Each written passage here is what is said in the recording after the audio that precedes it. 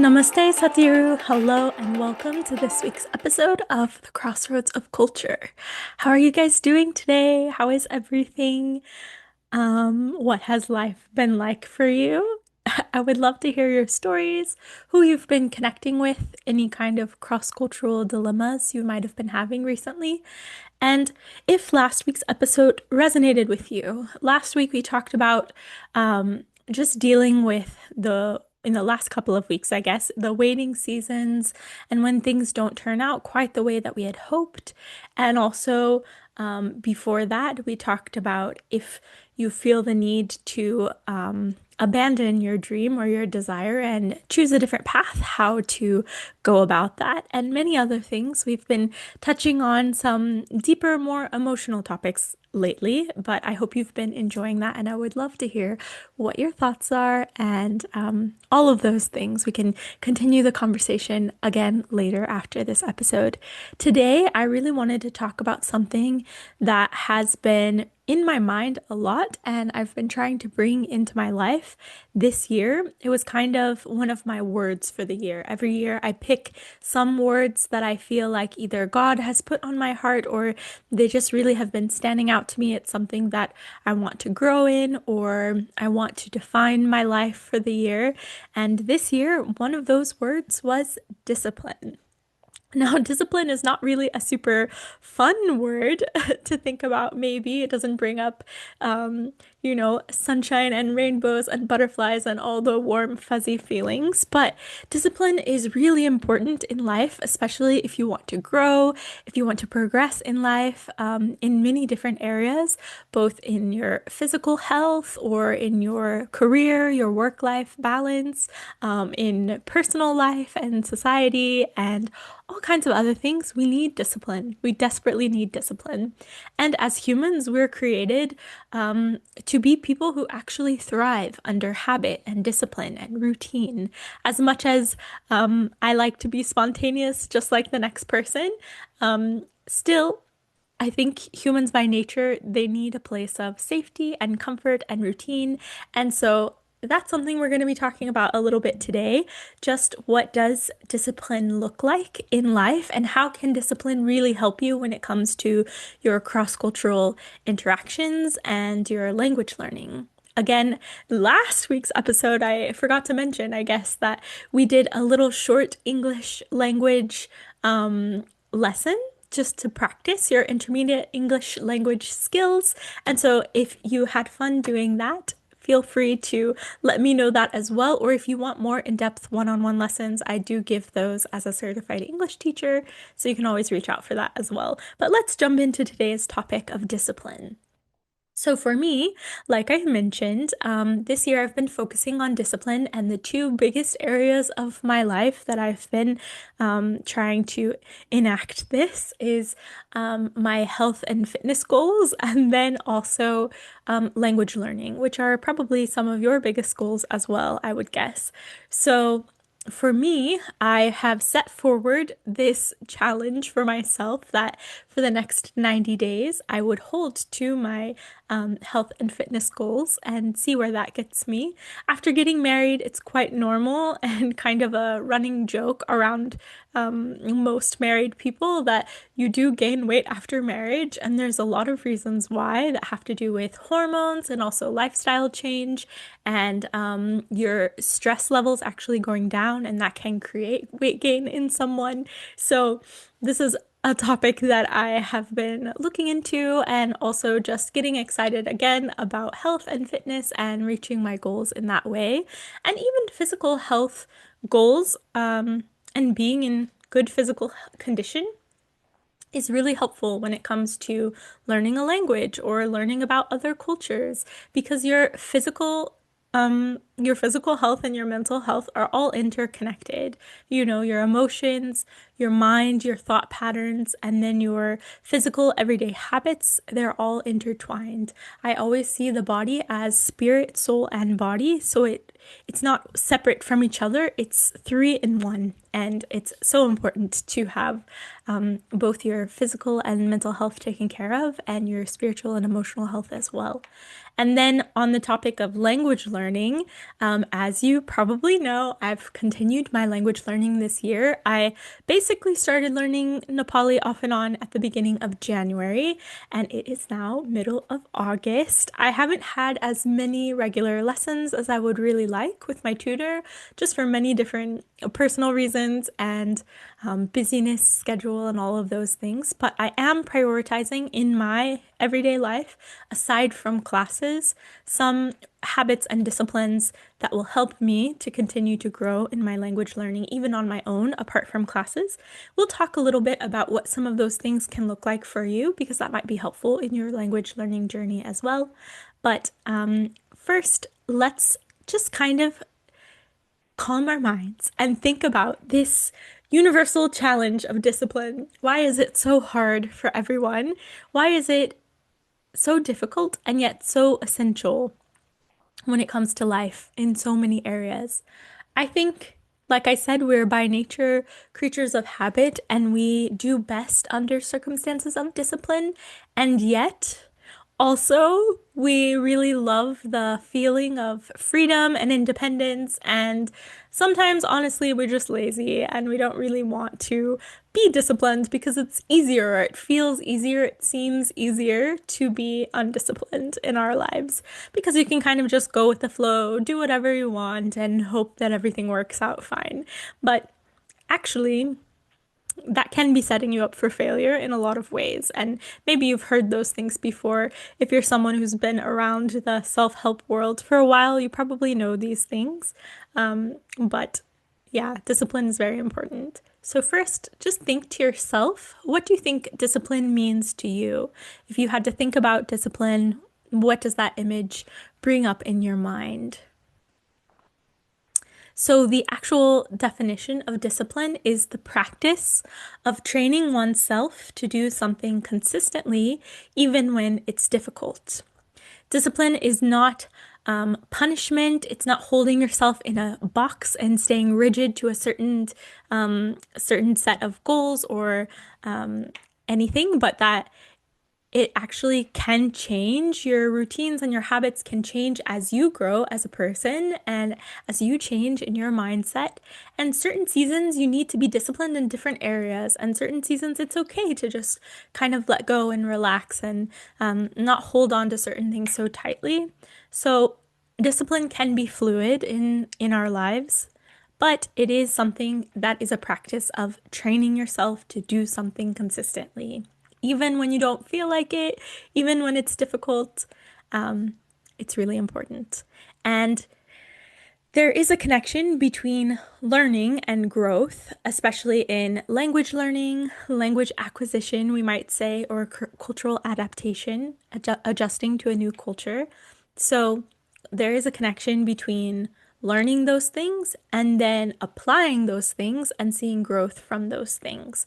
You can simplify it even into this analogy that has been applied in many different areas as well, but your head, your heart, and your hands. So first you learn the knowledge in your head, but that it can't just stay there. It won't make any growth in your life if it just stays as knowledge in your head.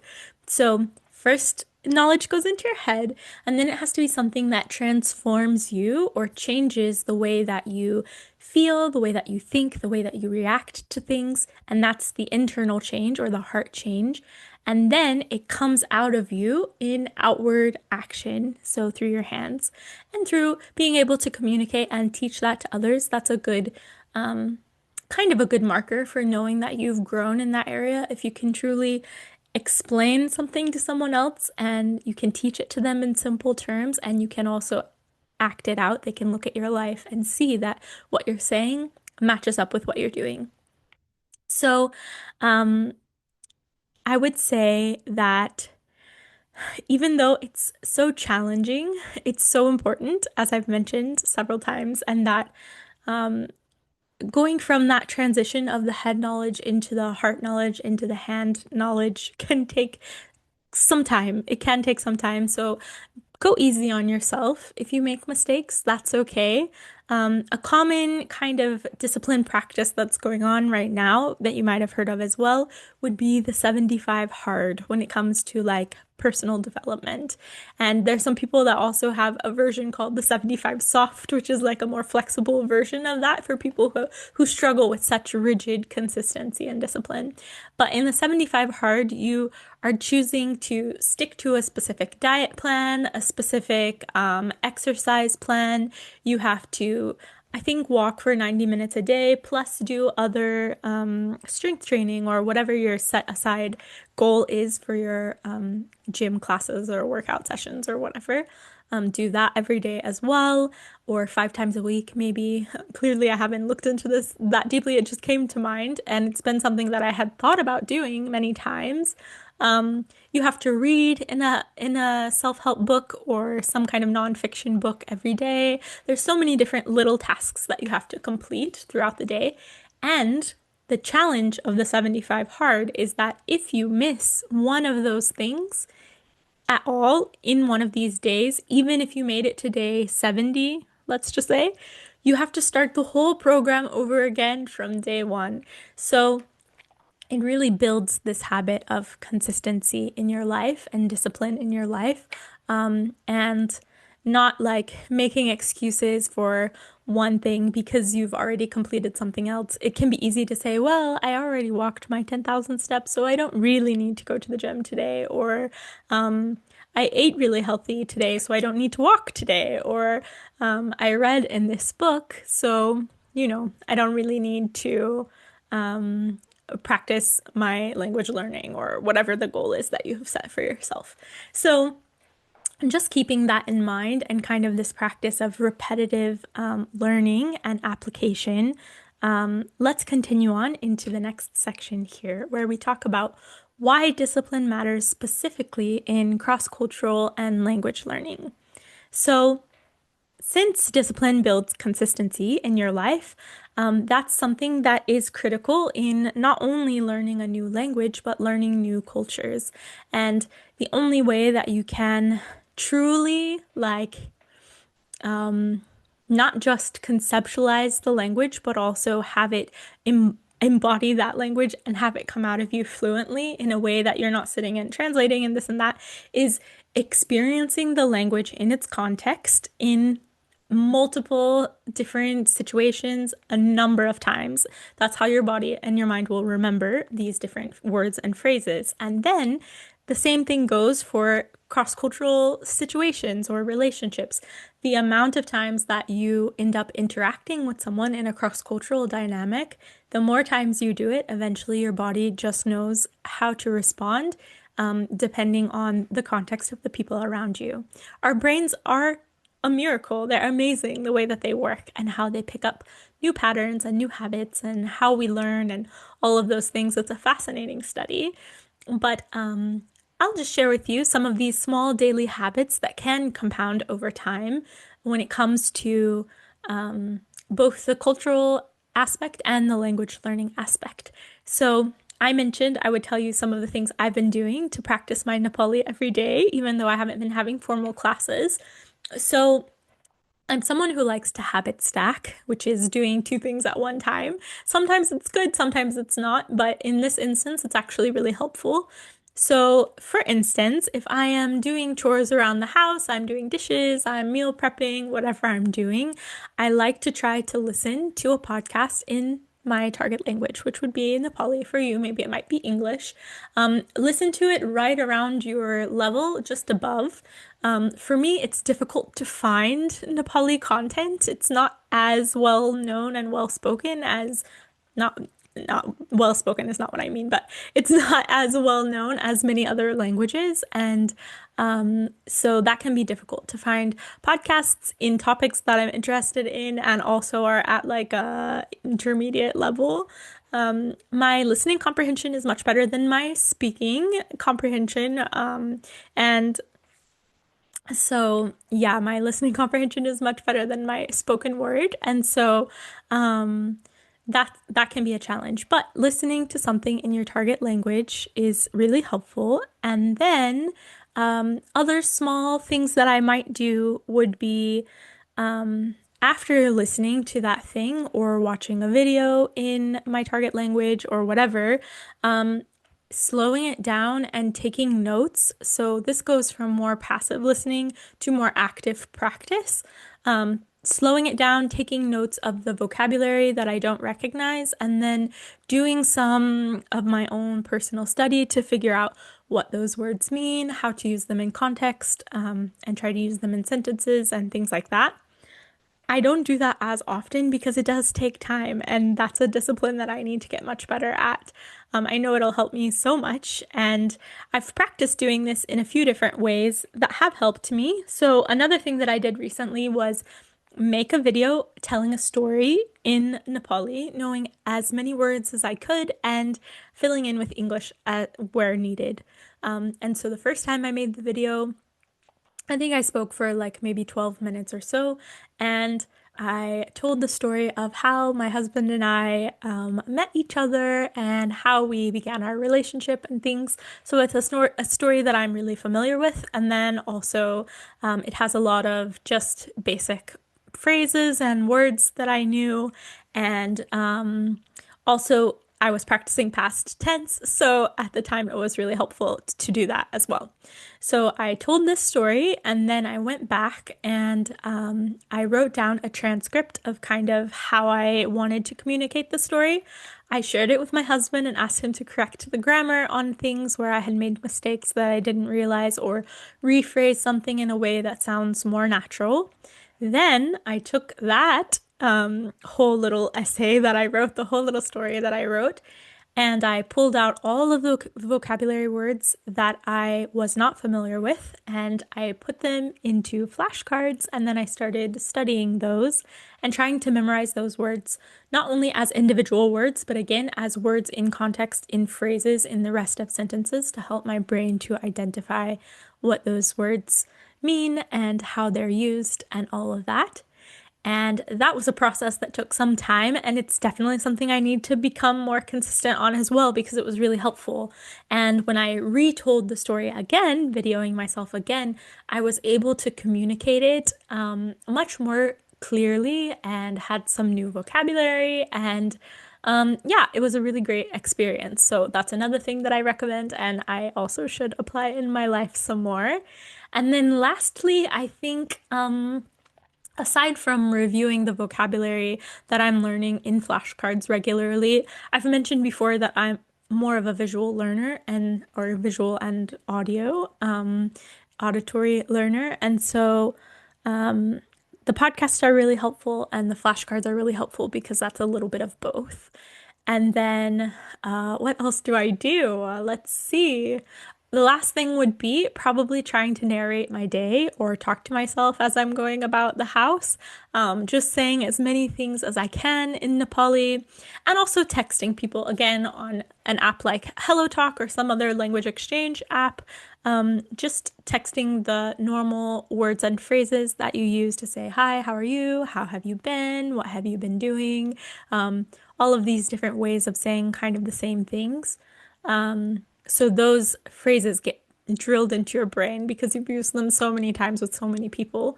And that's also really helpful and can build relationships with people, and that's always fun. So those are some of the habits that I do, and I try to stack them with other things that I'm doing. So cleaning and listening to a podcast, or just have something going on in the background, listen to Nepali music as well while I'm doing other things, working or whatever. And I am an advocate. I don't know that it actually helps very much, but it's always been something that I've done and enjoyed doing is finding some kind of like whatever language you're learning, English or for me, Nepali, English for sleep or Nepali for sleep, and they just play words and phrases or read a book in your language that you're studying and listen to it while you're sleeping. And I know there's like no science to back that anymore that it helps, but somehow I feel like it helps me. Maybe that's just my own opinion or my own experience or just a placebo effect that I have, but I like to make the most of my time, and I've found that I think that it helps me um, just kind of get used to the flow of the sentences and the way it sounds and pronunciation and all of those things. Not necessarily for vocabulary, because clearly, if you're just passively listening to something, even if you're awake, you don't hold on to that information. But if you're trying to learn more about the pronunciation and the intonations and all of those things, I think passive listening is really helpful. And your brain needs to soak in a lot of hours of auditory learning for you to pick up on things. So, those are some of my tips and habits that I do for language learning. Um, let's see, when it comes to cultural observations or conversations that you might have with someone, reflection is a big, I think, my biggest takeaway for how to really learn and grow in that area, and the discipline of reflecting on your actions and your conversations. Some people naturally, by personality, already do this quite easily, and some people just kind of walk through their day, live their life, and maybe don't reflect on things that often. So, if you're not someone who does that regularly, it might be helpful to start doing that, even to sit down at the end of the day, kind of reflect through the interactions that you had with different people, any questions you might have about why someone responded a certain way, or you had an off feeling about a certain interaction, or whatever it might be. You can journal it down. You can write down the questions that you might have so that the next time when you encounter something similar, you can ask those questions to the person in person. That's also really helpful. Asking questions and reflecting is like the two biggest things you can do to help yourself to identify these cultural dynamics that are going on, and help you to communicate better, to understand the culture better, and understand yourself better. Because we don't always even recognize the things that we do or we don't do, how we say things or how we phrase things. This is a big one. I think I've mentioned it before, but I just keep learning it more and more every day, that it's quite common. As I'm learning Nepali, I'm realizing that it's quite common to be pretty direct and very just like short-winded instead of long-winded when you're talking about most things in Nepali. Like, for us in English, we speak around things quite a bit, and we use a lot of filler words and niceties like, please, could you go get me that thing over there? That would be really nice. I would really appreciate it, and you have sandwiched your request between many very nice, polite words. But in Nepali, they'll just say, give me that thing, or, just name the thing. For example, if someone was to hand me this tea, I have some tea here with me today, then they might just say chia and just give it to you instead of saying like, oh, here's your tea, which is what we would do. So that is one of the differences. And many other things like that, like when you're having a conversation and then you're hanging up on the phone, you're talking to someone on the phone, you're having a conversation. For us, at the end of our conversation, we're gonna like take a while to wrap up the conversation and leave. And I know in the physical meetings with people, both Asians and Americans in different places will do this as well. Like, it takes some time for you to say goodbye and get out the door and leave the house. But especially in conversation, we still do this when we're on the phone. It's like, okay, I need to go now. I hope you have a great rest of your day. I really enjoyed talking to you, and I can't wait to get together with you again soon. And then maybe remind them of something you talked about in the conversation, like, I'll make sure that I go put our next meeting in the calendar, and I'll send you an email and follow up or whatever. And like, okay, thank you so much again. I really enjoyed it, and I'll talk to you again soon. So we say a lot of these kind of things, but in Nepali, if you're speaking, generally you just say okay, okay, okay, and hang up the phone. Like, they just say la, la, la, la, and then the conversation is over and you hang up. There's no like goodbye, no I love you, no have a nice day, none of those kind of things. So these are all small things, but they definitely make an impact. And if someone doesn't know that that's how you communicate and you directly translate the way that you say goodbye in your language to your target language, and then you just say okay to something and you don't actually give any other information, that can come across to an American as quite rude. And you don't want to do that. And so having someone like me who's kind of figured out some of these things and can teach you them and walk with you through those different cultural dynamics and differences, it will be so helpful.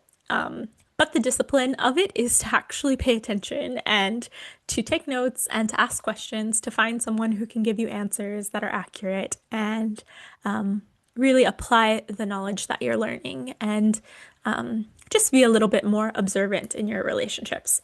Of course, it takes extra work, but I saw a chart today that was talking about how we see things as difficult and just to kind of put it in extremes, which is easier to understand generally. They were saying, like, yes, it's difficult to go to the gym, but it's also difficult to deal with chronic illness if you don't go to the gym. It's difficult to eat healthy, but it's also difficult to deal with the repercussions of eating unhealthily. Or it might be difficult to pay extra attention in your conversations, but it's also difficult to deal with the conflicts and the repercussions of mistakes and miscommunications that might be had. So it's all difficult, and you just have to choose which one is actually going to help you grow and to benefit your life, versus just choosing the easier way that actually is also difficult and brings difficult things into your life. So, last little section, let's talk about the practical tips for building discipline in your life. First, you want to make sure that you're setting clear, realistic goals. So we have a practice, we have a meeting at our house every week with some friends of ours. And during this meeting, we set goals for the week. And I'm always the person who kind of comes behind those goals and makes sure that they're actionable, that they're simple and actionable, because you might say, I want to learn how to drive a car this week, but okay, how can you break that down into actionable steps? Like you need to schedule a call with someone, schedule to talk to someone who has a car that you can borrow and you can drive, or you need to set aside time to study the driver's manual and schedule an appointment to actually take the exam. There are other smaller steps besides just like driving a car and getting a license. So that's something that I see pretty easily now as I've practiced in my own life, kind of trying to break down those bigger goals into smaller, more actionable details. And it helps you to progress, to build your discipline, and to reach your goals more quickly and easily, and not to get overwhelmed in the process. Because sometimes we might have such big goals and ideas and dreams and everything, but we don't know how to quite get there. And maybe your goal might be that you want to study in the US and you want to get your degree and then get a job here, but the smaller steps that it takes to get to that end goal of living and working in the US, there are a lot of small goals in between that you need to kind of section out and take one by one and accomplish them as best you can.